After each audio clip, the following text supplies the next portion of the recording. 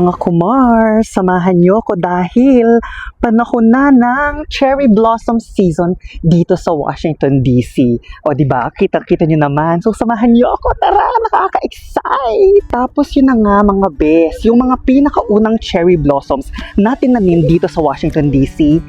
Tinanim siya noong 1912. So that's more than 113 years ago, di ba?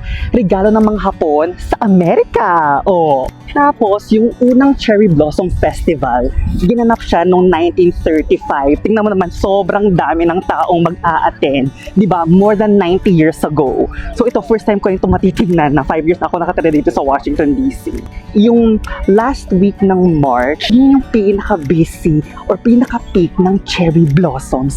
Diba? Ang ganda! Grabe! Akala ko ang aga ko na. Late na pala ako. Tapos, ito na nga yung tidal basin. Tapos, makikita mo, pinapalibutan siya ng cherry blossoms all over. Diba? Ang ganda!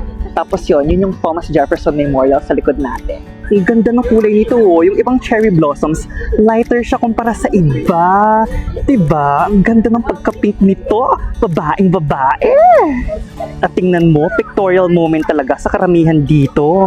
Talagang yan ang pictorial moment of the year. Kitang-kita. Tapos ito yung Japanese pagoda na pinalilibutan ng cherry blossoms.